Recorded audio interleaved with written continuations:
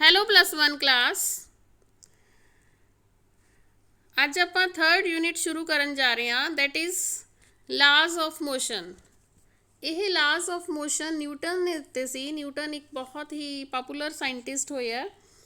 Newton's ਲਾਜ਼ of motion ਆਪਾਂ discuss ਕਰਾਂਗੇ। ਪਿਛਲੇ ਯੂਨਿਟ ਦੇ ਵਿੱਚ ਕਾਈਨੇਮੈਟਿਕਸ ਦੇ ਵਿੱਚ ਆਪਾਂ ਵੈਲੋਸਿਟੀ ਪੜ੍ਹੀ ਹੈ, ਐਕਸਲਰੇਸ਼ਨ ਪੜ੍ਹਿਆ ਹੈ। ਵੈਲੋਸਿਟੀ ਸੀਗੀ ਯੂਨੀਫਾਰਮ ਮੋਸ਼ਨ ਦੇ ਡਿਸਕਸ ਕੀਤਾ ਸੀਗਾ। ਐਕਸਲਰੇਸ਼ਨ ਆਪਾਂ ਨॉन यूनीफॉर्म मोशन ਨੂੰ ਡਿਸਕਸ ਕਰਨ ਲਈ ਐਕਸਲਰੇਸ਼ਨ ਪੂਰਾ ਡਿਟੇਲ 'ਚ ਪੜ੍ਹਿਆ। ਇਸ ਚੈਪਟਰ ਦੇ ਵਿੱਚ ਆਪਾਂ ਪੜਾਂਗੇ ਕਿ ਇਹ ਮੋਸ਼ਨ ਹੋ ਰਹੀ ਹੈ, ਵੈਲੋਸਿਟੀ ਹੋ ਰਹੀ ਹੈ ਜਾਂ ਐਕਸਲਰੇਸ਼ਨ ਹੋ ਰਹੀ ਹੈ, ਇਸ ਦਾ ਰੀਜ਼ਨ ਕੀ ਹੈ, ਕੌਜ਼ ਆਫ ਦਿਸ ਮੋਸ਼ਨਸ। ਠੀਕ ਹੈ, ਸੋ ਵੀ ਕੰਟੀਨਿਊ। ਫਸਟ ਟਰਮ ਹੈ ਤੁਹਾਡੀ ਫੋਰਸ। What is force? ਤੁਸੀਂ ਫੁੱਟਬਾਲ ਦੇਖਦੇ ਹੋ, ਕੋਈ ਐਟ ਰੈਸਟ ਹੁੰਦੀ ਹੈ, ਤੁਸੀਂ ਕਿੱਕ ਮਾਰਦੇ ਹੋ, ਉਹਨੂੰ ਕਿੱਕ ਮਾਰਦੇ ਹੋ ਮਤਲਬ ਉਸ 'ਤੇ ਫੋਰਸ ਲਗਾਉਂਦੇ ਹੋ। ਠੀਕ ਹੈ, ਇਹ ਮੂਵ ਕਰਨ ਲੱਗ ਜਾਂਦੀ ਹੈ। ਕੋਈ ਸਟੋਨ ਹੁੰਦਾ ਜਾਂ ਬਾਲ ਹੁੰਦੀ ਹੈ, ਤੁਸੀਂ ਅਪਵਰਡ ਥਰੋ ਕਰਦੇ ਹੋ। ਠੀਕ ਹੈ, ਮਤਲਬ ਤੁਸੀਂ ਫੋਰਸ ਲਗਾ ਰਹੇ ਹੋ।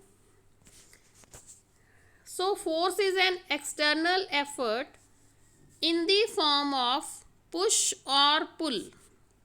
You can see push or pull, right? This is push and this is pull. ठीक है, सब तो पहला थोनू push and pull they which difference पता होना चाहिए।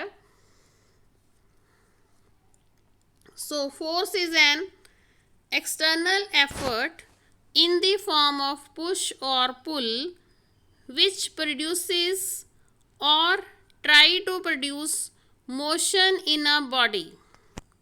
देखो मैं ये दो गल्लां दस रही हाँ। प्रोड्यूस करता है वो मोशन, मतलब बॉडी नू मूव करता है, और या ट्राई करता है कि उस बॉडी नू मूव करे। हुण तुसीं इस केस 'च देख रहे हो, ये दो बंदे जिहड़े हैगे आ इस बॉडी नू मूव करन दी कोशिश कर रहे हैं। ठीक है, पुश नाल या पुल नाल। हुण दोने केस 'च या तो बॉडी मूव होएगी या नहीं होएगी। ठीक है, पर फोर्स वो अप्लाई कर रहे हैं, मतलब बल लगा रहे हैं वो। ठीक है, so I repeat, external effort in the form of push और पुल विच प्रोड्यूसिस और ट्राई टू प्रोड्यूस। ठीक है, आप ये नहीं कहना हैगा कि जे मूवमेंट नहीं हुई, मोशन नहीं होया, दैट मीनस वो फोर्स नहीं लगाया हैगा, फोर्स लगाया है। ठीक है, हुण वो मूव भी कर सकता है या रैसट ते भी लिया सकता है। ठीक है, स्टॉप भी कर सकता है, किसी बॉडी नू स्टॉप मूव कर रही है उसनू आपां अपनी फोर्स दे नाल स्टॉप भी कर सकते हैं या स्टॉप करन दी कोशिश कर सकते हैं।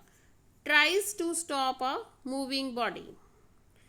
और इस दे नाल ही एक होर गल मैं ऐड करना चाहूँगी कि फोर्स नाल आपां किसी बॉडी किस डायरैक्शन च मूव कर रही है उसकी आपां डायरैक्शन भी चेंज कर सकते हैं। ठीक है, एक डायरैक्शन तो दूसरी डायरैक्शन च चेंज करन दे लिए आपां फोर्स लगाने हैं। So this is force. Now Aristotle's fallacy सीगी एक, वट वाज दैट?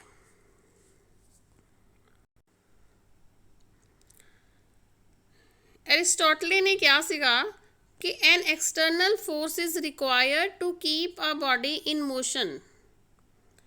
बॉडी नू हमेशा लिए मोशन च रखने लिए आपां नू एक फोर्स हमेशा लगातार उते लगानी पएगी। ठीक है, बट गैलीलियो गैलीली ने यह रॉन्ग प्रूव करता सी। न्यूटन ते गैलीलियो ने यह कहा सी यह कंसैप्ट रॉन्ग है कि बॉडी नू हमेशा मोशन च रखने लिए कोई बाहर तो एक्सटर्नल फोर्स लगानी पएगी। गैलीलियो ने की किया सीगा, डायग्राम देखो तुसी। गैलीलियो ने motion of object on inclined plane study किया सी। दिस प्लेन इज इनक्लाइंड, देखो स्ट्रेट नहीं है ना, इनक्लाइंड है। इस इनक्लाइंड प्लेन ते उसने देखा सीगा लेट अस सी, एक बॉल है इनक्लाइंड प्लेन तो हेठां वल नूं जाएगी टूवर्ड्स डाउनवर्ड्स, दूसरी इनक्लाइंड प्लेन है। Now again I show you, हाँ जी, इस की ऑब्जर्व किया, जदों ऑब्जैक्ट मूविंग डाउन हो रहा हुंदा है समूथ इनक्लाइंड प्लेन तो, इस प्लेन तो जदों ऑब्जैक्ट डाउन आ रहा सीगा, मूव कर रहा सी, दैन वो एक्सलरेट हुंदा है। Again you can see, right, accelerate हुंदा है। बट जदों यह ऑब्जैक्ट या बॉल अपवर्ड मूव कर रही है, उही इनक्लाइंड प्लेन है, उवें ही समूथ है, यह रिटार्ड हो जाता है। ठीक है, मतलब ਇਹਦਾ एक्सलरेशन माइनस आ जाता है, घट जाता है। ठीक है, इत्थे देखिया तो तुसी स्लो गया है, हाँ जी, तुसी देख सकते हो इनक्लाइंड प्लेन तो उपर नूं जान लगे ये रिटार्डेशन हो गई।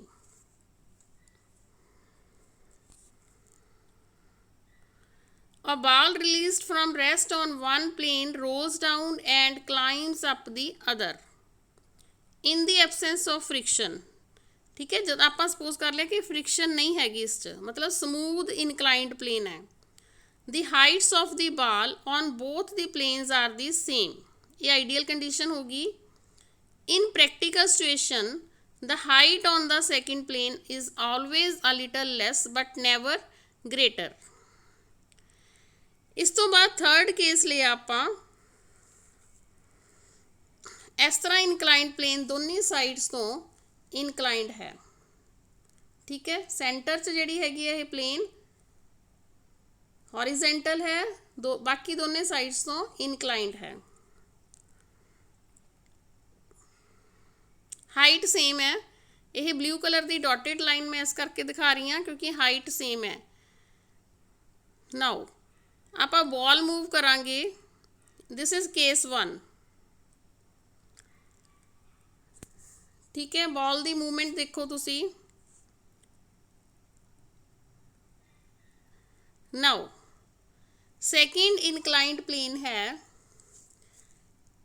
इन्ना एरिया हॉरिजेंटल है, इत्थों इनक्लीनेशन जिहड़ी हैगी है सेम है, बट इत्थे इनक्लाइंड आपां थोड़ी जी हॉरिजेंटल करती, बिल्कुल पूरी प्लेन नहीं की हैगी, इनक्लाइन मतलब वो घटाती आपां।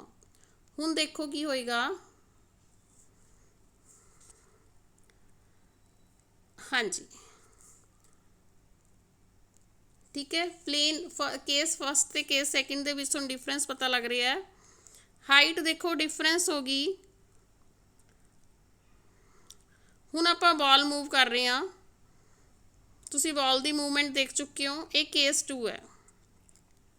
आपां डिस्कस करते हैं कि की डिफरेंस आया। हुण आपां की कीता है, थर्ड प्लेन लई है जिहड़ी एक साइड तो इनक्लाइंड है बट दूसरी साइड तो बिल्कुल हॉरिजेंटल है। ठीक है, हाइट का डिफरेंस पता लग गया, काफ़ी डिफरेंस है। हुण बॉल मूव करांगे, बॉल कितनी फास्ट मूव करके गई है, राइट। फस्ट केस दे विच की होया, पहला ये केस देखो। हुण आपां ये तिन्ने केसां दे विच सपोज करके चल रहे हैं कि कोई फ्रिक्शन नहीं हैगी, अदरवाइज देखो हरेक सरफेस के उत्ते फ्रिक्शन हुंदी है, रगड़ हुंदी है, जिहदे नाल की फोर्स आपां नूं ज़्यादा लगानी पैंदी है। ठीक है, जे फ्रिक्शन ज़्यादा हुंदी है तो मूवमेंट घट हुंदी है। आपां इस सोच रहे हैं कि there is no friction. So first case दे विच the final height of the ball is the same as its initial height.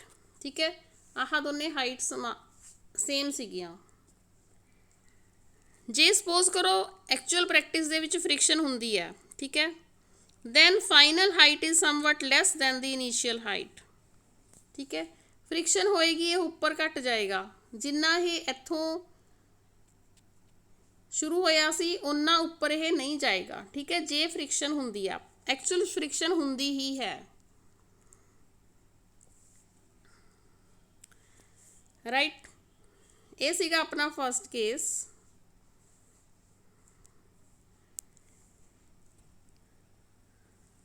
Slope first case ਦੇ ਵਿੱਚ ਸਲੋਪ ਸੇਮ ਸੀਗੀ, ਦਿਸ ਸਲੋਪ ਐਂਡ ਦਿਸ ਸਲੋਪ ਵਾਜ same.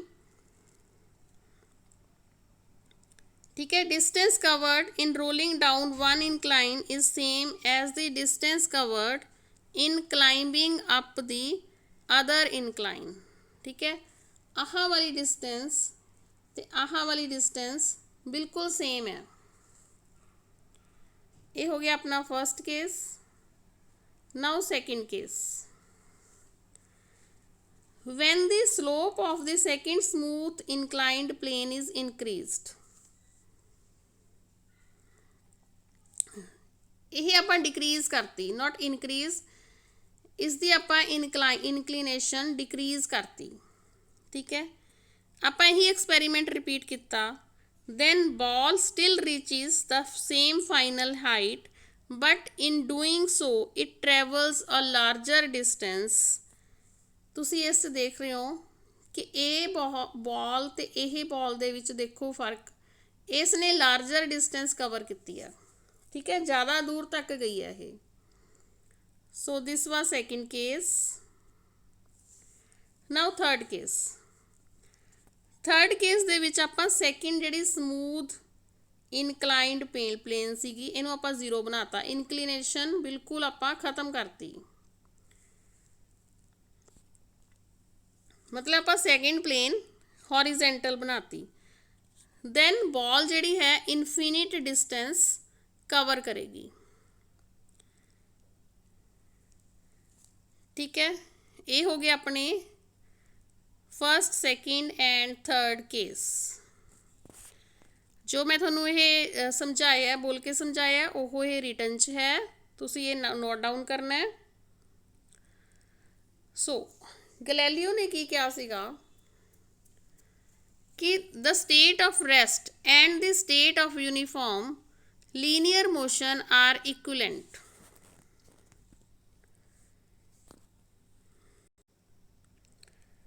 I repeat, the state of rest and the state of motion are equivalent। मतलब both cases ਦੇ ਵਿੱਚ ਕੋਈ ਵੀ net force body ਤੇ act ਨਹੀਂ ਕਰ ਰਿਹਾ ਹੈਗਾ। ਸੋ ਉਹਨੇ ਕਿਹਾ ਸੀਗਾ ਕਿ ਇਹ ਗਲਤ ਹੈ ਜੇ ਆਪਾਂ ਅਨਜ਼ਿਊਮ ਕਰਦੇ ਹਾਂ ਕਿ ਬੋਡੀ ਨੂੰ ਯੂਨੀਫਾਰਮ ਮੋਸ਼ਨ ਦੇ ਵਿੱਚ ਰੱਖਣ ਲਈ ਆਪਾਂ ਨੂੰ ਨੈਟ ਫੋਰਸ ਚਾਹੀਦਾ ਹੁੰਦਾ ਹੈ। ਬੋਡੀ ਨੂੰ ਯੂਨੀਫਾਰਮ ਮੋਸ਼ਨ 'ਚ ਰੱਖਣਾ, ਸਪੋਜ਼ ਕਰੋ ਆਪਾਂ ਸਟ੍ਰੇਟ ਲਾਈਨ 'ਚ ਰੱਖਣਾ ਹੈ। ਫੋਰਸ ਆਪਾਂ ਨੂੰ ਕਿਉਂ ਚਾਹੀਦਾ ਹੋਏਗਾ? ਕਿਉਂਕਿ ਫ੍ਰਿਕਸ਼ਨ ਹੁੰਦੀ ਹੈ। ਜੇ ਫ੍ਰਿਕਸ਼ਨ ਨਾ ਹੋਵੇ ਕਿਸੇ ਪਲੇਨ ਦੇ ਉੱਤੇ ਜਿਹੜੀ ਬਿਲਕੁਲ ਸਮੂਥ ਹੈ ਉਸ ਦੇ ਉੱਤੇ ਬਿਲਕੁਲ ਫ੍ਰਿਕਸ਼ਨ ਨਹੀਂ ਹੈਗੀ ਤਾਂ ਬੋਡੀ ਲਗਾਤਾਰ ਮੂਵ ਕਰਦੀ ਰਹੇਗੀ, ਇਨਫਿਨਿਟ ਡਿਸਟੈਂਸ ਤੱਕ ਜਾਏਗੀ। ਹਾਂ, ਬੋਡੀ ਰੁਕ ਜਾਂਦੀ ਹੈ ਐਕਚੁਅਲ ਪ੍ਰੈਕਟਿਸ ਦੇ ਵਿੱਚ, ਬॉल ਹੈ ਜਾਂ ਬੋਡੀ ਹੈ ਕੋਈ ਰੁਕ ਜਾਂਦੀ ਹੈ, ਉਹ ਆਪਾਂ ਨੂੰ ਫਿਰ ਫੋਰਸ ਲਾ ਕੇ ਮੂਵ ਕਰਨੀ ਪੈਂਦੀ ਹੈ। ਕਿਉਂ ਮੂਵ ਕਰਨੀ ਪੈਂਦੀ ਹੈ? ਕਿਉਂਕਿ ਫ੍ਰਿਕਸ਼ਨ ਹੁੰਦਾ। ਆਪਾਂ ਜਿਹੜੀ ਫੋਰਸ ਲਾ ਰਹੇ ਹਾਂ ਉਹ ਬੋਡੀ ਨੂੰ ਮੂਵ ਕਰਨ ਲਈ ਲਾ ਰਹੇ ਹੈਗੇ, ਆਪਾਂ ਫ੍ਰਿਕਸ਼ਨ ਨੂੰ ਓਵਰਕਮ ਕਰਨ ਲਈ ਫੋਰਸ ਲਗਾ ਰਹੇ ਹਾਂ। right।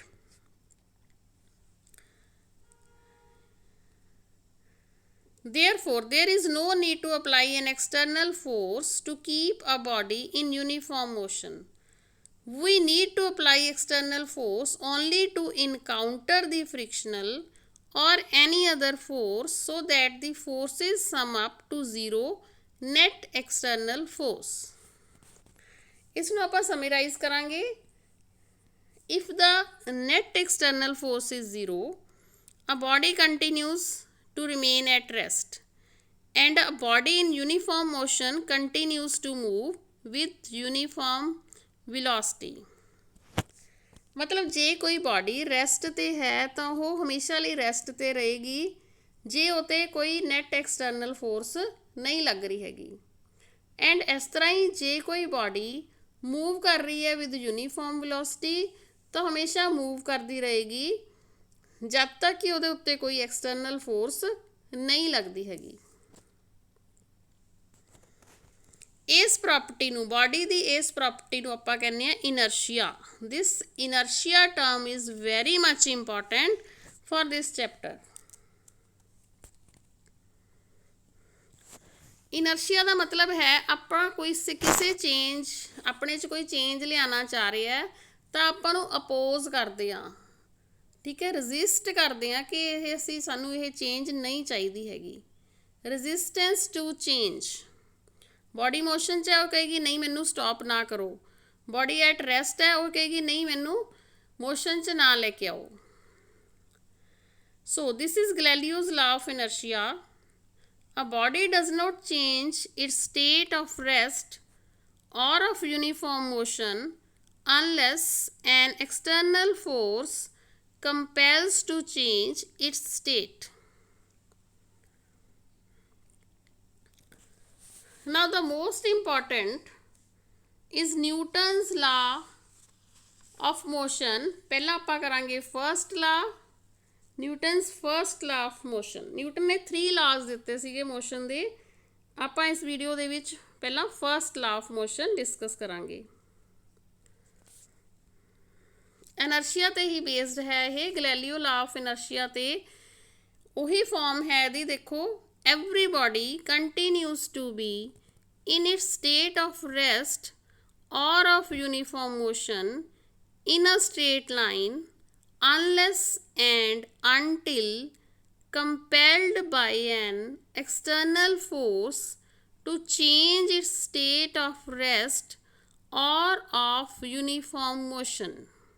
ठीक है, वही लॉ ऑफ इनर्शिया ही है कि कोई भी बॉडी अपनी स्टेट ऑफ रेस्ट च है तो रेस्ट च ही रहना चाहेगी, यूनीफॉर्म मोशन च है स्ट्रेट लाइन च तो उस च रहना चाहेगी, अनलैस एंड अनटिल, जद तक कि उसदे उत्ते कोई एक्सटर्नल फोर्स ना लगाया जाए।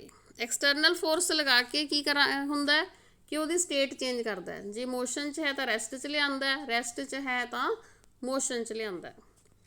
This is the statement of Newton's first law.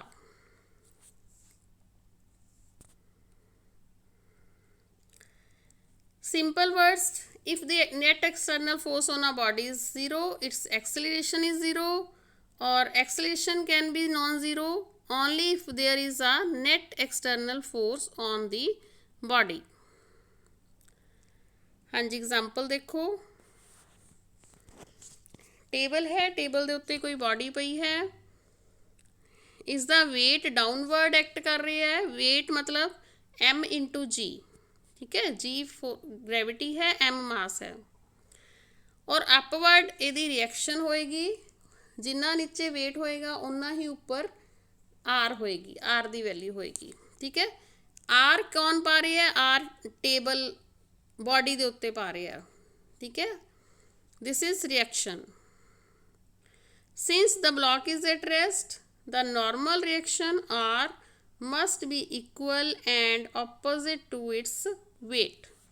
जब तक कि बॉडी रेस्ट ते है, नहीं मूव कर रही, then W will be equal to R।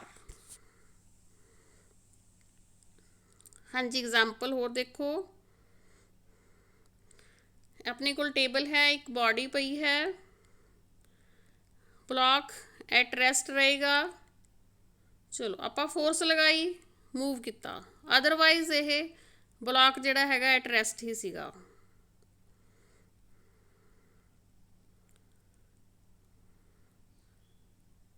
Ball move कर रही सीगी प्लेन दे उत्ते, दोबारा देखो ये मूव करती रहेगी, जदों आपां फोर्स लगावांगे तां ही ये स्टॉप होएगी।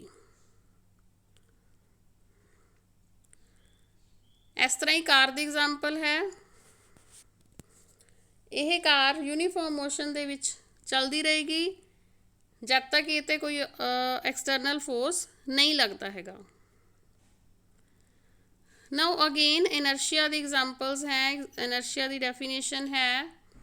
इनर्शिया जिहड़ी बॉडी दी इनहेरेंट प्रॉपर्टी हुंदी है, मतलब बॉडी दे विच कुदरती हुंदी ही है। इस प्रॉपर्टी करके ये अपनी जो भी स्टेट हैगी है, चाहे रेस्ट है चाहे मोशन है, उस दे विच कोई भी चेंज लियाना पसंद नहीं करती हैगी।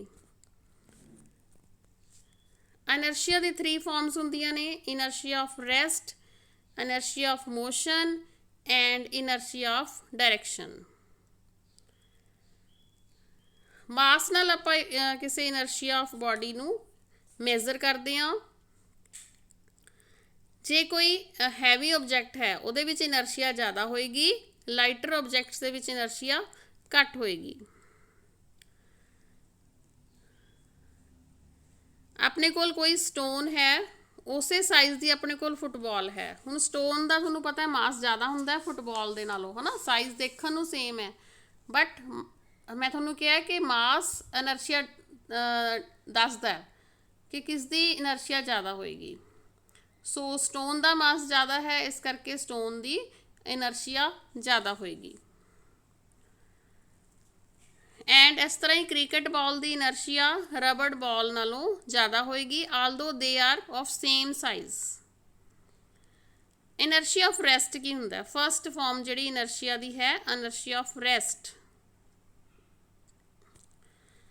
ਸੀ ਦਾ ਐਗਜ਼ਾਮਪਲਸ, ਕੈਰਮ ਬੋਰਡ ਹੈ, ਉਸ ਦੇ ਉੱਤੇ ਕੁਆਇਨਸ ਹੈ, ਸਟਾਈਗਰ ਨਾਲ ਹਿੱਟ ਕੀਤਾ ਆਪਾਂ, ਸਟਾਈਗਰ ਨਾਲ ਹਿੱਟ ਕਰਨ ਦੇ ਦੁਆਰਾ ਦੇਖੋ ਆਪਾਂ ਨੀਚੇ ਵਾਲੀ ਜਿਹੜੀ ਹੈਗੀ ਕੁਆਇਨ ਉਸ ਨੂੰ ਹਿੱਟ ਕੀਤਾ ਔਰ ਨੀਚੇ ਵਾਲਾ ਕੁਆਇਨ ਹੀ ਮੂਵ ਕੀਤਾ, ਉੱਪਰ ਵਾਲੇ ਕੁਆਇਨ ਉਸ ਤਰ੍ਹਾਂ ਹੀ ਰਹੇ, ਕਿਉਂਕਿ ਉੱਪਰ ਵਾਲੇ ਕੁਆਇਨ ਜਿਹੜੇ ਕਹਿ ਰਹੇ ਸੀਗੇ ਉਹ ਕਹਿੰਦੇ ਵੀ ਸਾਡੇ ਤੇ ਫੋਰਸ ਨਹੀਂ ਲੱਗੀ ਹੈਗੀ, ਅਸੀਂ ਇਨਰਸ਼ੀਆ ਆਫ ਰੈਸਟ ਮਤਲਬ ਰੈਸਟ ਤੇ ਹਾਂ ਤੇ ਰੈਸਟ ਤੇ ਹੀ ਰਹਿਣ ਦੀ ਕੋਸ਼ਿਸ਼ ਕਰਾਂਗੇ। ਇਸ ਤਰ੍ਹਾਂ ਹੀ ਇੱਕ ਤੁਹਾਡੇ ਕੋਲ ਬੀਕਰ ਹੈ, ਉਸ ਦੇ ਉੱਤੇ ਇੱਕ ਤੁਸੀਂ ਕਾਰਡਬੋਰਡ ਰੱਖਿਆ, ਕਾਰਡਬੋਰਡ ਦੇ ਉੱਤੇ ਤੁਸੀਂ ਕੁਆਇਨ ਰੱਖਿਆ, ਠੀਕ ਹੈ, ਤੁਸੀਂ ਫੋਰਸ ਲਗਾਈ ਕਾਰਡਬੋਰਡ ਦੇ ਉੱਤੇ, ਕੁਆਇਨ ਜਿਹੜਾ ਕਹੇਗਾ ਕਿ ਕੁਆਇਨ ਇਨਰਸ਼ੀਆ ਆਫ ਰੈਸਟ ਹੈ ਮੇਰੇ 'ਚ, ਮੇਰੀ ਇਨਹੈਰਿੰਟ ਪ੍ਰੋਪਰਟੀ ਹੈ ਕਿ ਮੈਂ ਐਟ ਰੈਸਟ ਹੀ ਰਹਿਣਾ ਚਾਹਾਂਗਾ, ਇਸ ਕਰਕੇ ਉਹ ਕਾਰਡ ਮੂਵ ਕਰ ਜਾਏਗਾ। ਹੁਣ ਕੁਆਇਨ ਨੂੰ ਕੋਈ ਸਰਫੇਸ ਨਹੀਂ ਮਿਲੀ ਮਤਲਬ ਟਿਕਣ ਲਈ, ਉਹ ਬੀਕਰ ਦੇ ਵਿੱਚ ਫਾਲ ਡਾਊਨ ਹੋ ਗਿਆ।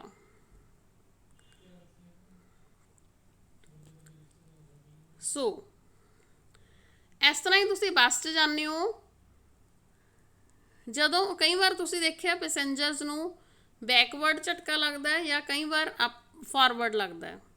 ਬੈਕਵਰਡ ਕਦੋਂ ਲੱਗਦਾ ਹੈ? ਜਦੋਂ ਤੁਸੀਂ ਆਰਾਮ ਨਾਲ ਬੈਠੇ ਹੁੰਦੇ ਹੋ ਉਸ ਬੱਸ ਦੀ ਸੀਟ ਦੇ ਉੱਤੇ ਤੇ ਬੱਸ ਇੱਕਦਮ ਸਟਾਰਟ ਹੋ ਜਾਂਦੀ ਹੈ, ਕਿਉਂਕਿ ਬੱਸ ਸਟਾਰਟ ਹੋਈ ਹੈ, ਤੁਸੀਂ ਉਸ 'ਚ ਪੈਸੇਂਜਰ ਹੈ, ਤੁਹਾਡੇ 'ਚ ਇਨਰਸ਼ੀਆ ਆਫ ਰੈਸਟ ਦੀ ਪ੍ਰੋਪਰਟੀ ਹੈ, ਠੀਕ ਹੈ,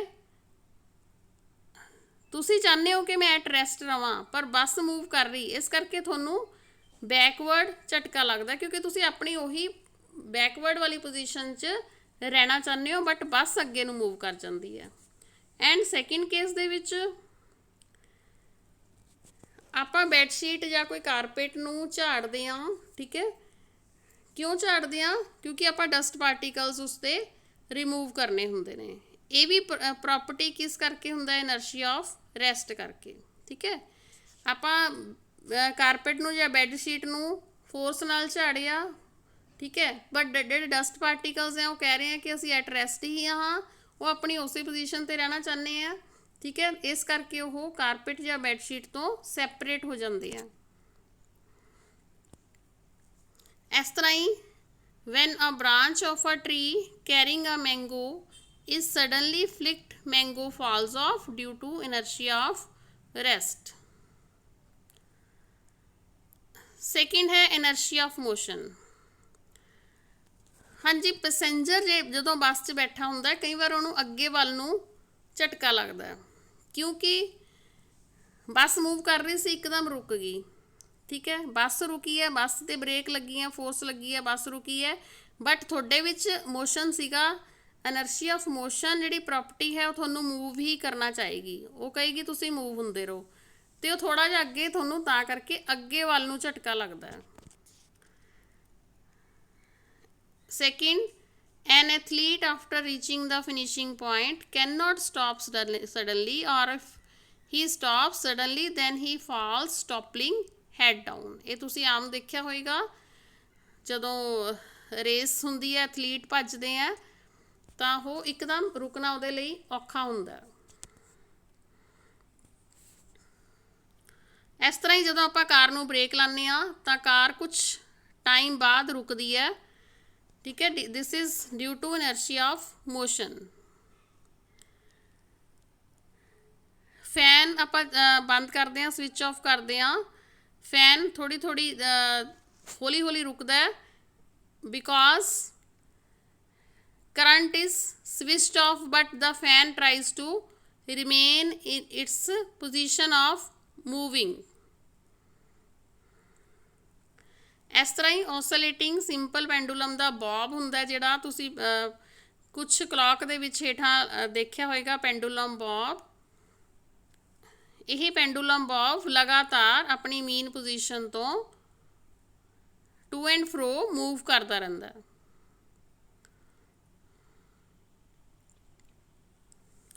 When a car or bus turns around a sharp corner, we tend to fall sideways because of our inertia to continue to move in a straight line.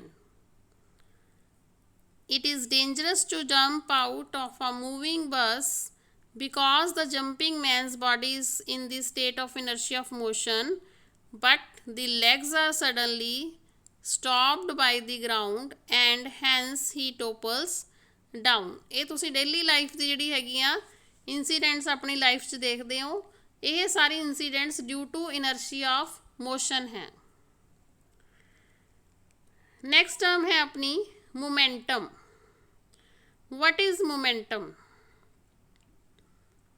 Momentum is the quality of a motion in a body and it depends on its mass and velocity. देखो आप body के मास की गल कर चुके हैं, velocity की गल कर चुके हैं, but body they which mass and velocity दोने भी होंदे हैं, ठीक है। मास एंड वेलोसिटी दोनों नूं कंबाइन करके एक नवी टर्म दी गई, that is momentum. Momentum is quantity of motion, मतलब किसी बॉडी दे विच कितना मोशन है। इसनूं आपां कहांगे product of its mass and velocity, मतलब m इंटू वी, ठीक है। मोमेंटम नूं आपां डिनोट करते हैं p नाल। p is a vector quantity and m into वी दे उपर भी वैक्टर साइन लाना क्योंकि v is also a vector quantity. Momentum directly proportional हुंदा है मास का, किसी बॉडी का जिन्ना ज़्यादा मास होएगा उन्ना ज़्यादा उहदा मोमेंटम होएगा। जिस तरह एग्जाम्पल है, if a cricket ball and a tennis ball move with same velocity, momentum of cricket ball is more because its mass is larger than that of the tennis ball. तुसीं देखिया cricket ball दी जिहड़ा मास ज़्यादा हुंदा है, tennis ball का मास घट हुंदा है, ठीक है। हुण मैं तुहानूं कह रही हाँ कि मोमेंटम मास ते डिपेंड करता है, जिहदा मास ज़्यादा होएगा मोमेंटम उहदा ज़्यादा होएगा, ठीक है। सो क्रिकेट बॉल का मोमेंटम ज़्यादा होएगा। And momentum is also directly proportional to velocity. Directly proportional मतलब जिन्नी ज़्यादा वेलोसिटी होएगी उन्ना ज़्यादा मोमेंटम होएगा। If two cricket balls move with different velocity, then the momentum of the ball with greater velocity possesses more momentum. दो cricket ball है अपने को, सेम उन्हां दा मास है, सेम बिल्कुल इक्को साइज़ दियां इक्को मास दियां अपने को क्रिकेट बॉल्स हैं, बट उन्होंने आपां थ्रो करते हैं डिफरेंट वेलोसिटी नाल, दोनों की अलग अलग वेलोसिटी है। दैन की होएगा, जिस दी वेलोसिटी ज़्यादा होएगी उसका मोमेंटम ज़्यादा होएगा। If a body is at rest its velocity is 0 and hence its momentum is 0। जदों कोई बॉडी मूव ही नहीं कर रही, एट रेस्ट है, v की वैल्यू 0 है, मास जिन्ना मर्जी होवे, जदों v ही 0 हो गया m इंटू वी मतलब m इंटू 0, तो मोमेंटम v 0 होएगा, क्योंकि मोमेंटम है कि क्वांटिटी ऑफ मोशन ही है ना, ठीक है। जे वेलोसिटी नहीं हैगी तो मोमेंटम भी नहीं हैगा। But every moving body possesses momentum, कोई भी बॉडी जदों मूव कर रही है तो मोमेंटम उहदे विच है। मोमेंटम वेक्टर क्वांटिटी है और मोमेंटम दा SI यूनिट है किलोग्राम मीटर पर second, right. And CGS unit है ग्राम सेंटीमीटर पर सेकेंड।